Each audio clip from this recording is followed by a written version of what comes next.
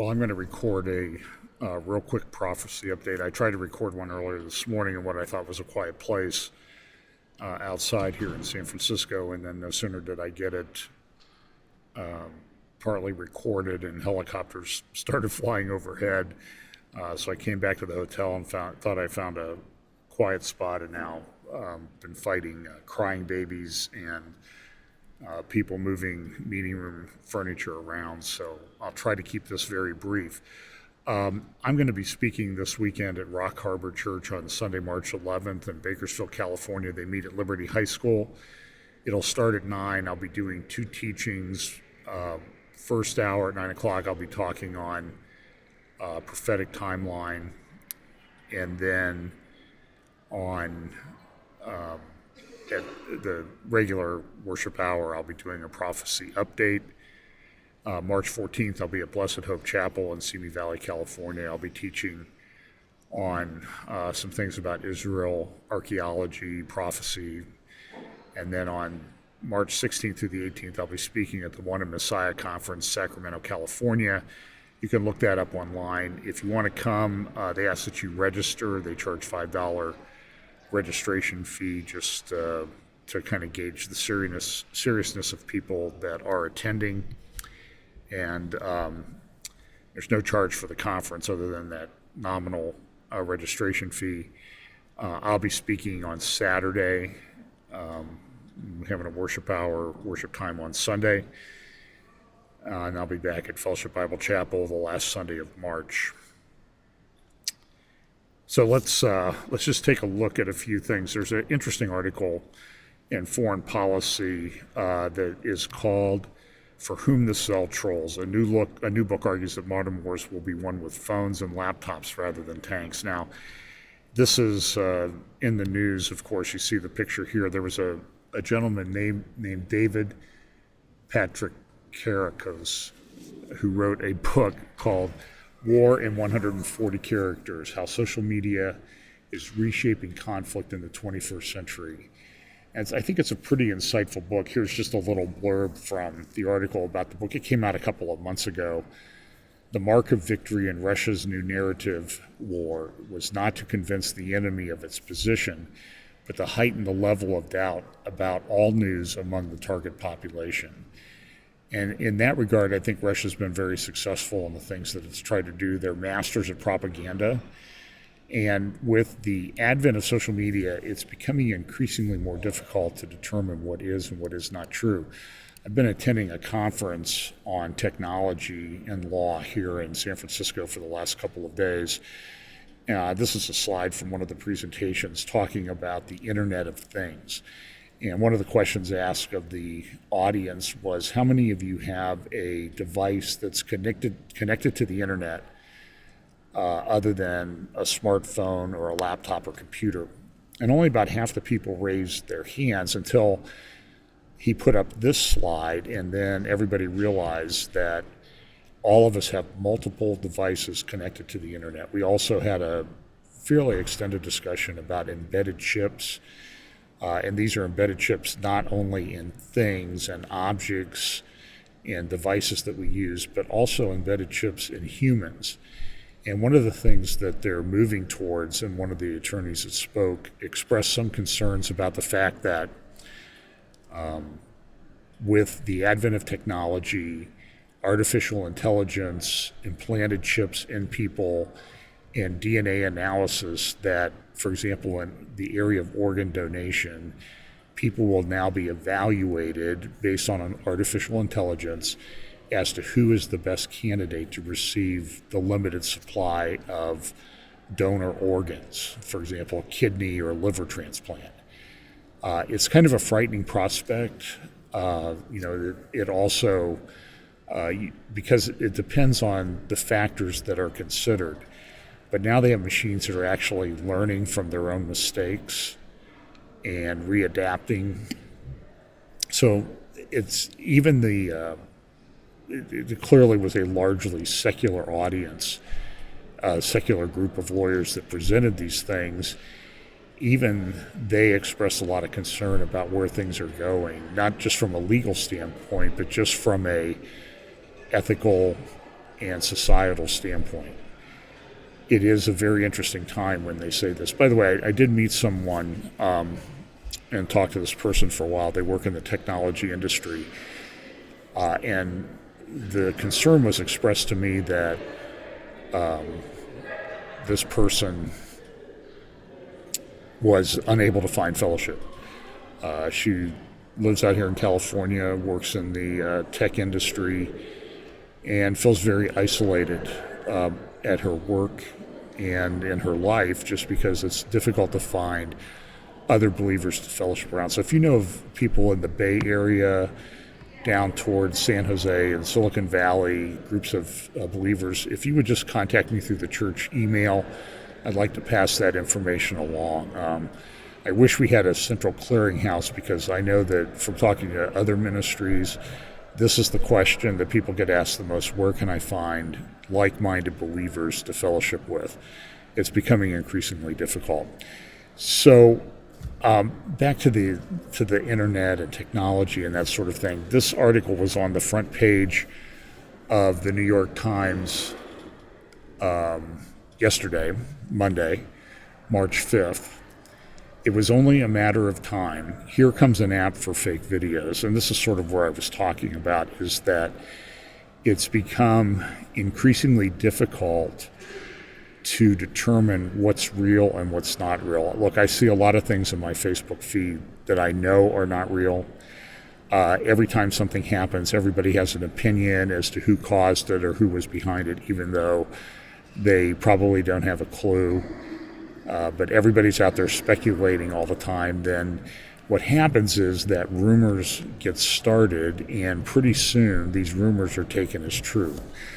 Here's an example of something. In Jerusalem, the municipality of the city of Jerusalem in Israel went to collect back taxes from churches. Now, it wasn't from the church aspect itself, but these churches have been around a long time, and they own vast amounts of property, very little of which, in many cases, is used for church functions. They use it to operate businesses. So just like it would happen in the United States, those businesses are subject to taxation. Well, the churches haven't been paying, so the municipality of Jerusalem decided to collect the tax. It wasn't the Israeli government, but it was the municipality of Jerusalem. This is my understanding, at least. Now, what happened was, I heard people on the internet running around saying, oh, this is Israel wants to shut down all churches in Israel. And this is just not true. This is nonsense. Churches have been in Israel for a couple thousand years now. They're going to be there for as long as the church is going to be around. And I see no indication that the Israeli government is behind this. In fact, what happened was that the Israeli government eventually intervened and got the municipality to back off, and so they're negotiating through the situation. So, again, it's an example of something that I think is, rumors start, and people who are anti-Israel in the orientation will immediately seize upon something like this and say, oh, look, Israel hates all Christians. They want to get rid of all Christians. They're purging them from the land. And this is just absolute nonsense. There are places in the Middle East where Christians are really under severe persecution, to the point of death, some being crucified. That's not happening in Israel. So if anybody tells you that, they don't understand the situation. I won't spend too much time on this. I'll talk a little bit more about this Sunday. The Iranian presence in Syria continues to grow. I'll also talk a little bit. Turkey has moved into northern Syria as well. They've lost 41 troops, 41 soldiers as of a couple days ago. Turkey is going into this area in northern Israel. Northern Syria, up around the city of Afrin.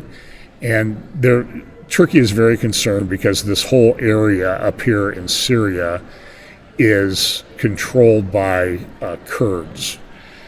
Kurds are like Turkey. They are largely Sunni Muslims. There are Christians. I believe there are some There's I guess, a bit of a revival going on,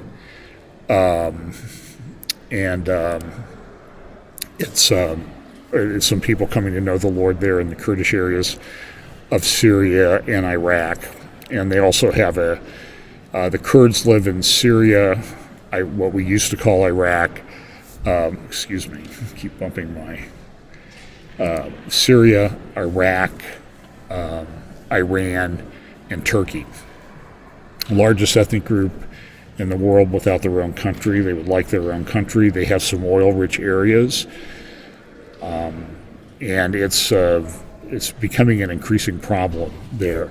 Robert Kaplan has an interesting article. I played some videos of him from Davos, and he has a monograph. And again, I'll talk a little bit more about this on Sunday. The Return of Marco Polo's World and the U.S. Military Response. Look at what he says in one of his opening statements. The supercontinent, as Europe disappears, Eurasia coheres. The supercontinent is becoming one fluid, comprehensible unit of trade and conflict as the Westphalian system of states weakens and older imperial legacies, Russian, Chinese, Iranian, Turkish, become paramount. Every crisis from Central Europe to the ethnic Han Chinese heartland is now interlinked. There is one singular battle space. What follows is an historical and geographical guide to it. And he goes through a number of things about how the central players in this are not only China, but Turkey and Iran and Russia as they battle for control of this space or influence in this space. It's a very interesting monograph. It's similar to the things that Robert Kaplan said at Davos about how geography plays into geopolitics. And I do think that whether Kaplan realizes it or not, this does play quite well into Bible prophecy. And he talked about the fact that, regardless of how their countries are going, Turkey and Iran are going to be forces to reckon with in the future. But there's also a significant issue with regard to demographics as these countries have aging populations.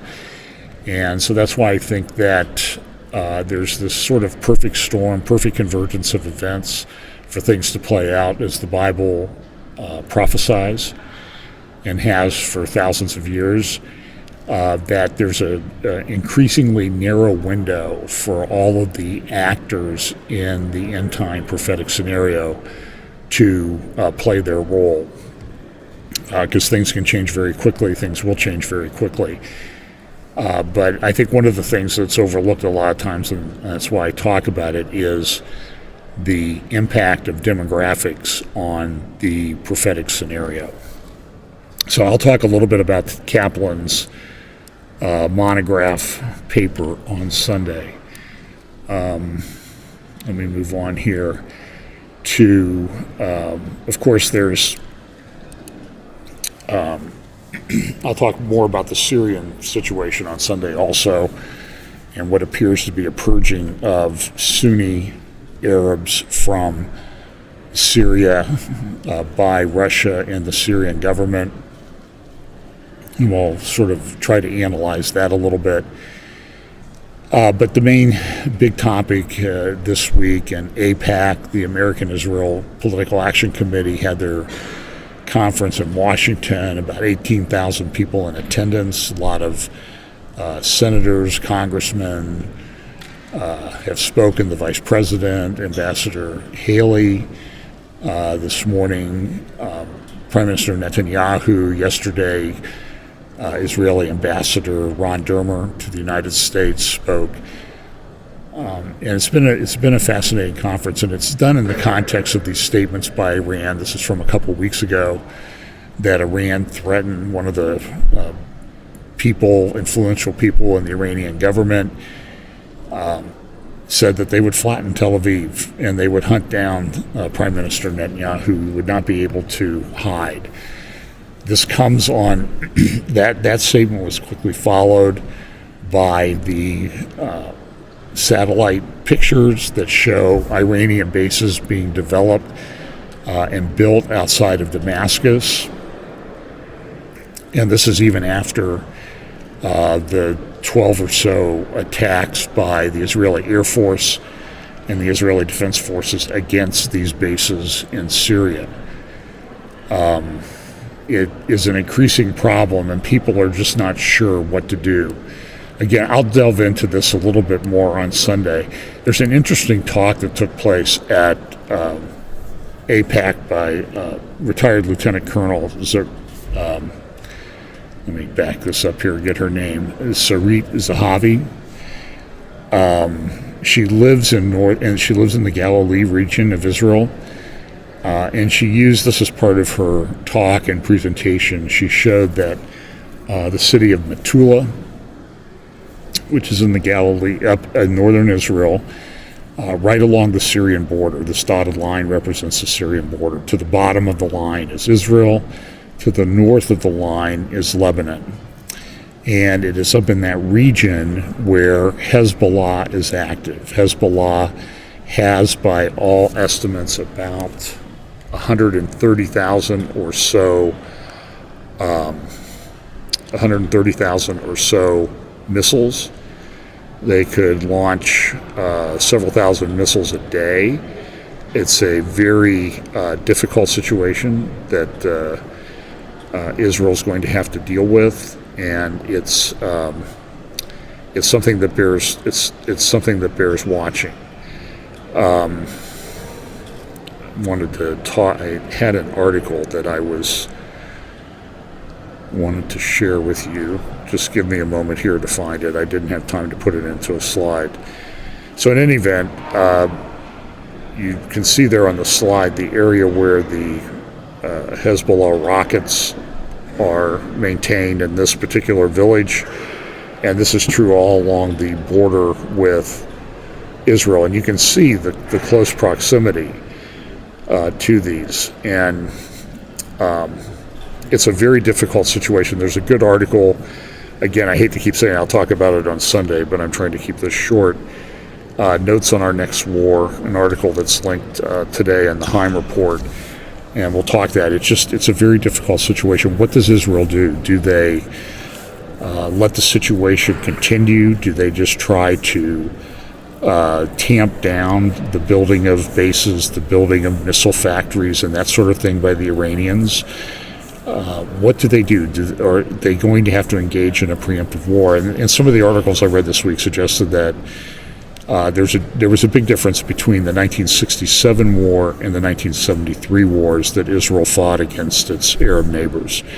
In 1967, it was clear that war was coming, so Israel took preemptive action and had a decisive victory. In 1973, they delayed acting, and the results were not as good.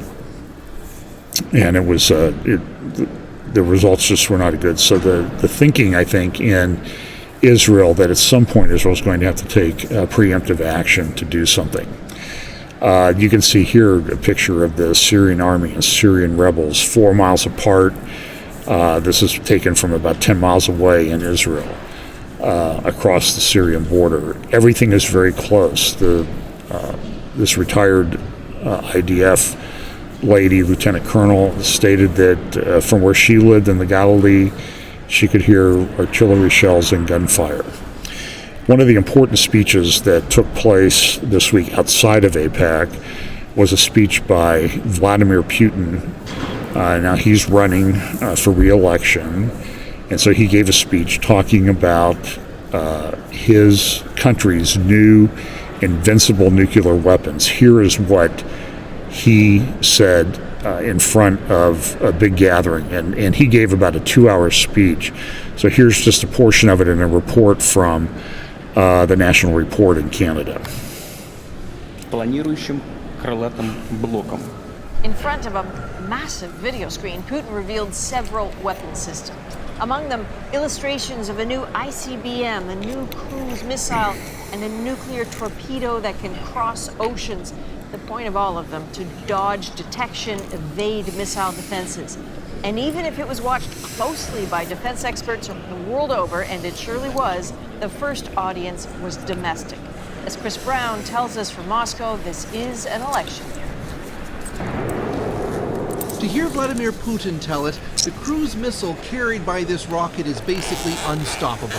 Flying at 20 times the speed of sound, it can zig and zag and deliver a nuclear warhead to any target in the world. Система отличается способностью совершать полеты.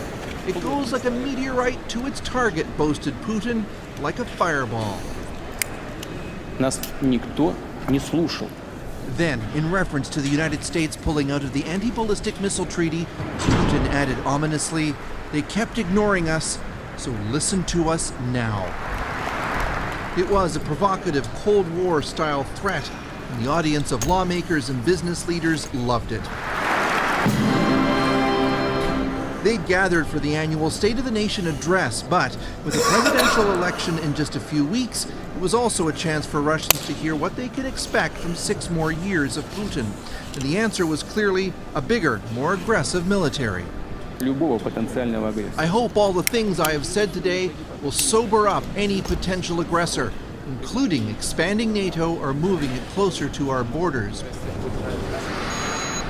The animation is sobering. Russian missiles that could circumnavigate the planet. Nuclear-powered cruise missiles hugging the terrain that could fly effectively forever, with targets that could be anywhere, including, as the animation highlights, Central Florida. When that segment ended, Vladimir Putin's audience broke into applause. It was certainly unfortunate to have watched the video animation that depicted a nuclear attack on the United States. We don't regard that as the behavior of a responsible international player. The U.S. said today it was unsurprised by Putin's claims. If he's really developing such weaponry, it said he's violating international treaties. And though the Pentagon today dismissed any current threat to the U.S., we're prepared and we're ready. The rhetoric and those images are all unsettlingly familiar. Welcome to the new arms race, same as the old arms race. Here we go. This is no bluff. Putin says he's not bluffing, and he's right. He can do this. There aren't many things that Russia can do well. Build big missiles and with large nuclear weapons on them that can destroy our country. They've had a lot of practice. And so there's a lot of talk, is this real? Is what Putin can do? And here's some more detailed video. This is a liquid-fueled intercontinental ballistic missile called the Sarmat. It's something that it's can change direction, powerful enough to travel over the South Pole and strike the United States in a way that we just don't have any systems set up to detour or intercept missiles coming from the south. He also has a maneuvering reentry vehicle, supposedly nuclear powered. Some people are skeptical. I think that the threat is real. I know he's running for re-election, but I think there's good reason to believe that Russia has developed this. The technology is changing and developing very quickly. We may have similar systems in place. I don't know exactly what we have. A lot of these are secret. But Putin felt that it was necessary to come out now and to show the power that he has.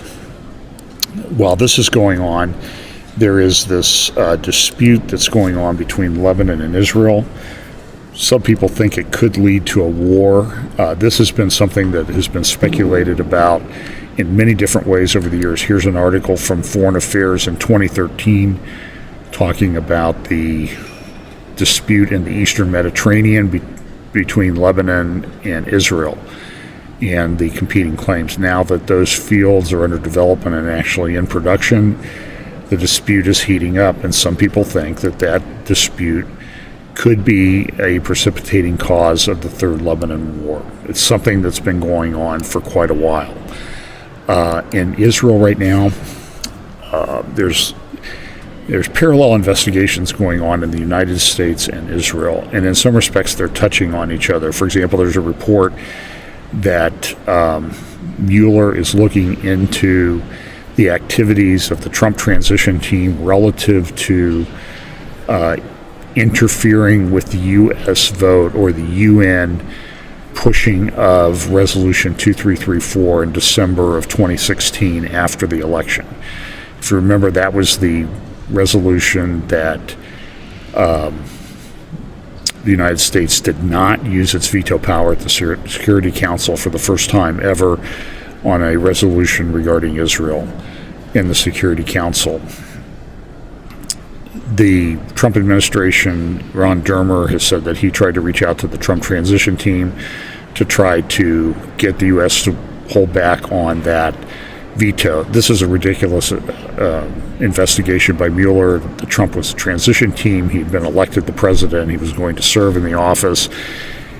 He's trying to bring, I think, some kind of claim or do something under the Logan Act, which has never really been enforced. It's almost impossible to enforce, and particularly in a transition situation such as this. It's just absolutely ridiculous. He's also putting pressure on witnesses. This is what prosecutors do. When it looks like the prosecution is not going well, they will drum up some kind of charge against a witness, threaten that witness, then give them immunity from prosecution, or get them to cop to a plea to a lesser charge in return for giving testimony against their ultimate target. And I think this is what Mueller is trying to do here. It's the same thing that's going on in Israel with regard to Netanyahu. They have granted immunity to a number of close Netanyahu confidants, with the implication being that they're going to get these people to flip and testify against Netanyahu, and Netanyahu will get indicted. It's just interesting that Trump and Netanyahu are both fighting this at the same time. Nikki Haley had come out a week ago and said that, I played a clip of her last week speaking at the University of Chicago Center for Government or School of Government, that our peace plan was close to coming out. That prompted a response from the EU Foreign Minister Federica Mogherini. She's an Italian, head of the she's the Foreign Affairs Chief for the European Union. She had a meeting this week with the Arab states, including a Jordanian who is the foreign minister for the League of Arab States. They met in Brussels, and here is Federica's statement to the press, followed by the Jordanian foreign minister of the Arab League, or League of Arab States. Today we will focus on how to work together, Europeans and Arabs, European Union and the League of Arab States, for a resumption of a political process towards this objective of two states. We believe that all partners are essential to this process, no one excluded, and we attach great importance to the role that our Arab partners play. For us, for the European Union, our key partners, for advancing the peace process. We believe the whole region can benefit from solving this conflict, and this is also a strategic interest of the European Union. We have always supported the Arab Peace Initiative, which we believe offers a unique opportunity for regional cooperation, for peace, security, and prosperity for all the people in the region in a shared manner. My dear friend, Jerusalem is key to the peace. Jerusalem is holy, as you said, to Muslim, Christians, and Jews.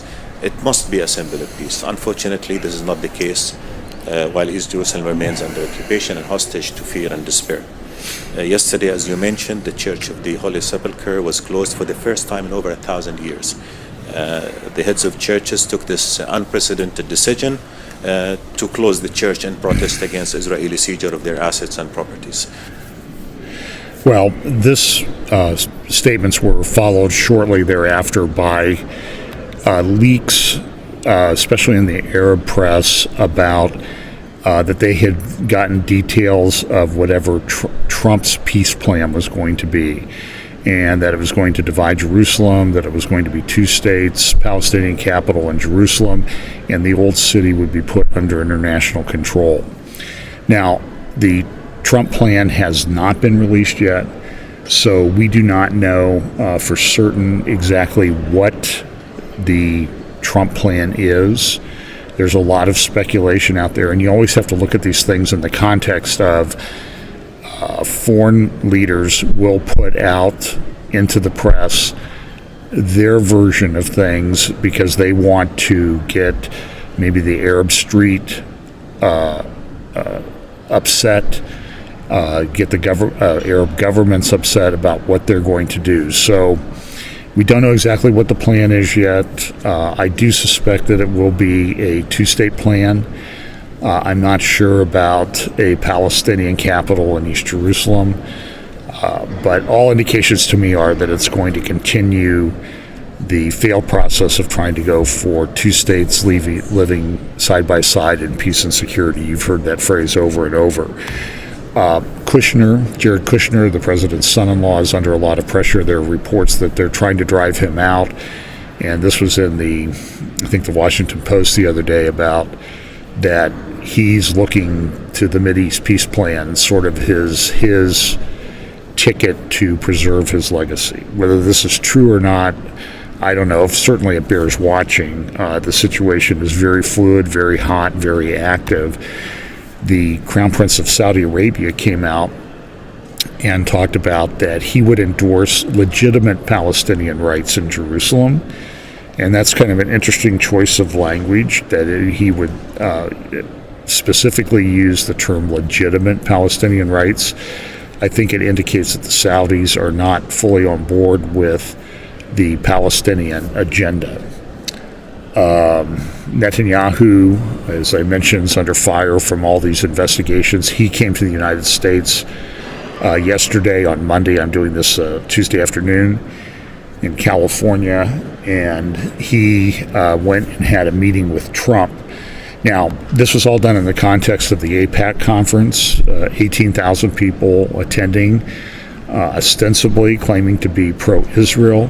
The CEO of AIPAC, though, made this endorsement in his speech yesterday on Monday about a two-state solution. We must all work toward that future. Two states for two peoples, one Jewish with secure and defensible borders, and one Palestinian with its own flag and its own future. Today, that dream seems remote. This is tragic. The absence of a constructive peace process is nothing to celebrate. Israel's security cannot be fully assured, and her promise cannot be fully realized until she is at peace with all her neighbors.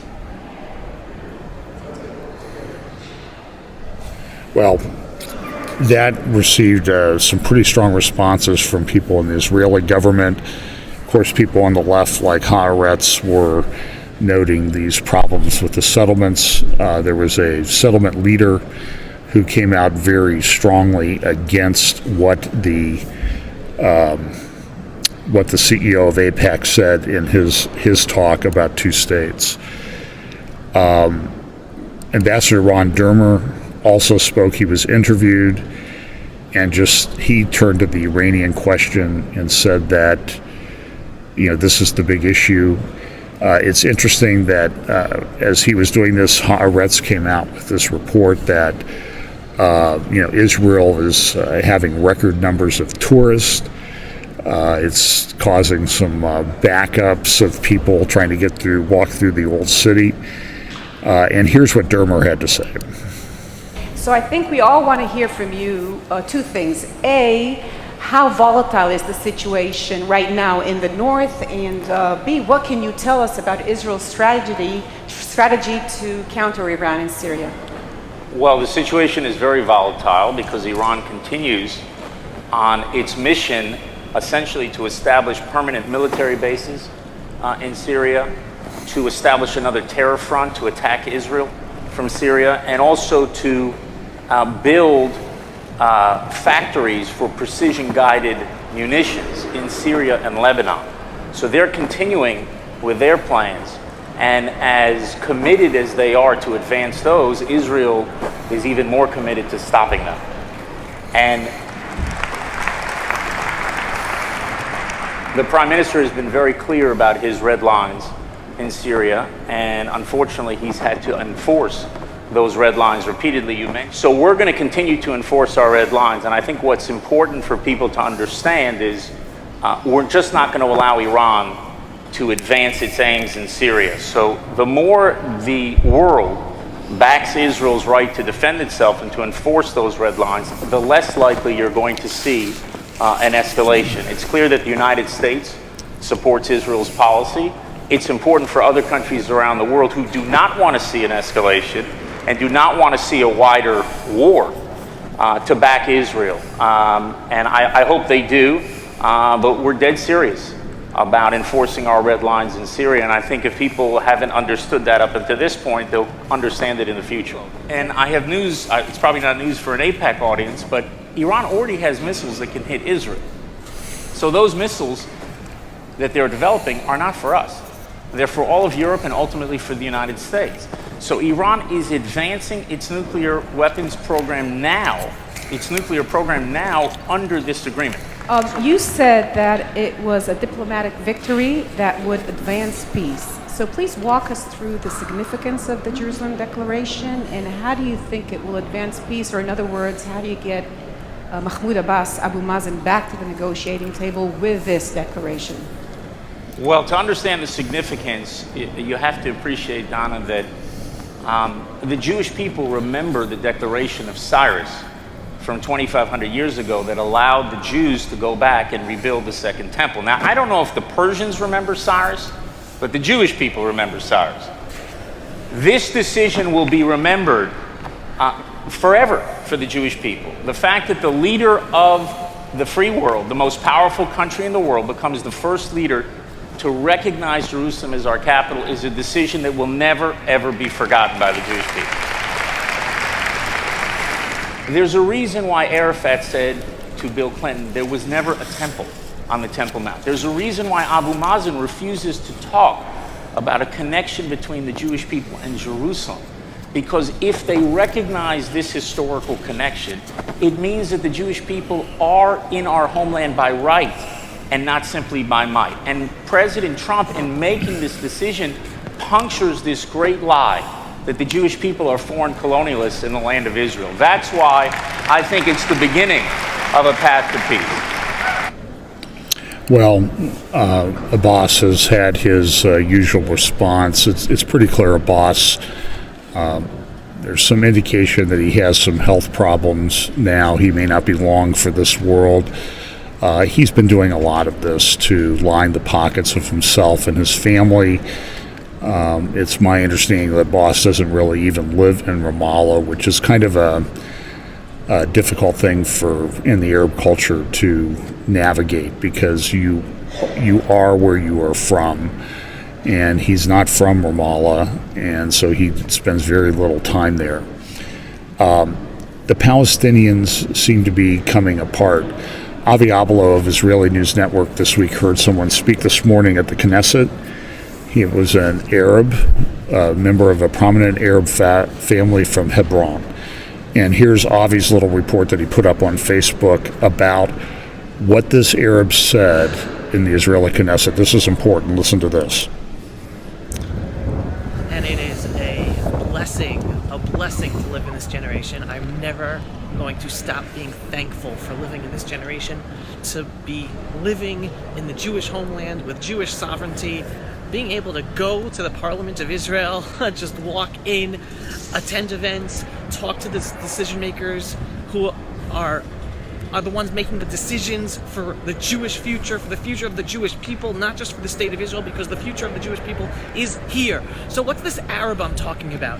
And I use the term killed in a good sense. This Arab who just spoke at this committee meeting killed the peace process narrative. He killed it, folks. Totally killed it. He is an Arab from Hebron, right? Hebron. He lives there. Now, first, how is an Arab from Hebron able to speak in the Knesset? He's able to speak freely in the Knesset because he comes from a powerful clan, the Jabri clan of Hebron. And he's able to speak freely because his family is strong enough that the Palestinian Authority won't do anything to him for speaking in the Knesset. What did he say?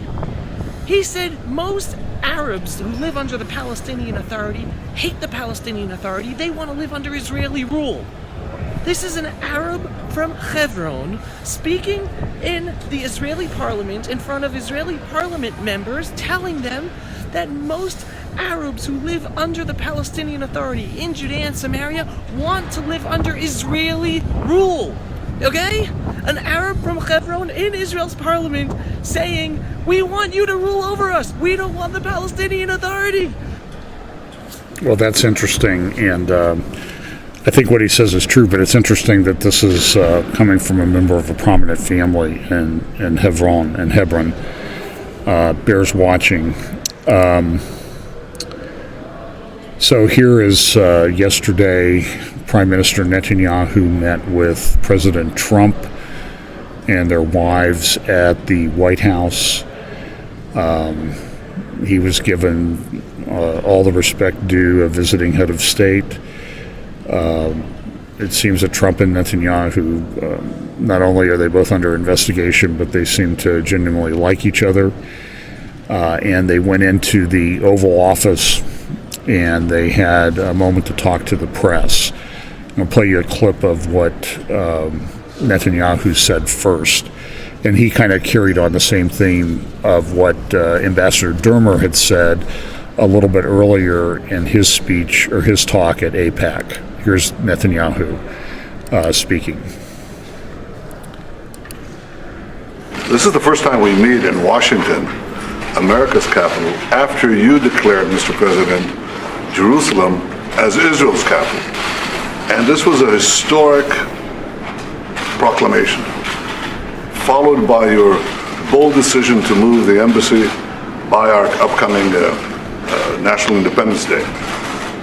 I want to tell you that the Jewish people have a long memory. So we remember the proclamation of the great king, Cyrus the Great, Persian king, 2,500 years ago. He proclaimed that the Jewish exiles in Babylon can come back and rebuild our temple in Jerusalem. We remember 100 years ago, Lord Balfour, who issued the Balfour Proclamation that recognized the rights of the Jewish people in our ancestral homeland. We remember 70 years ago, President Harry S. Truman was the first leader to recognize the Jewish state. And we remember how a few weeks ago, President Donald J. Trump recognized Jerusalem as Israel's capital. Mr. President, this will be remembered by our people throughout the ages. And then President Trump was asked some questions about whether he would be going to Israel for the opening of the U.S. Embassy in May. And here's what he had to say. We're looking at coming. If I can, I will, but I'll be there again. Israel is very special to me, special country, special people, and I look forward to being there, and I'm very proud of that decision. And what about your peace deal? When will you present your peace deal? But we're going to see. We're working on it very hard, and we'd like to. Look, it would be a great achievement, and even from a humanitarian standpoint, what better if we could make peace between Israel and the Palestinians. And I can tell you, we are working very hard on doing that, and I think we have a very good chance. And the biggest difficulty that anybody's had, you look over 25 years, nobody could get past, number one, Jerusalem. They couldn't get past it. We've taken it off the table. So this gives us a real opportunity to do peace. We'll see how it works out. The Palestinians, I think, are wanting to come back to the table very badly. If they don't, you don't have peace. You don't have peace. If they don't, you don't have peace, and that's a possibility also. I'm not saying it's going to happen. Everybody said this is the hardest deal to make of any deal. Whenever you have a hard deal, like in business, you say, oh, this is almost as bad as Israel and the Palestinians. You use it like as an example. This is the hardest deal. This is years and years of opposition and, frankly, hatred and a lot of things involved in this deal beyond the land. And I will tell you that if we could do peace between Israel and the Palestinians, that would be a great thing for the world. It would be a great thing for this country and for everybody. So we're working very hard on it. We have a shot at doing it. Well, that was yesterday, and then today. The force behind so much excuse me 1 second here. Prime Minister Netanyahu gave this was sort of the money part of his speech at AIPAC this morning. The force behind so much of what is bad is this radical tyranny in Tehran. If I have a message for you today, it's a very simple one. We must stop Iran. We will stop Iran. Here is what Iran is doing today. Darkness is descending on our region. Iran is building an aggressive empire. Iran, Iraq, Syria, Lebanon, Gaza, Yemen, more to come.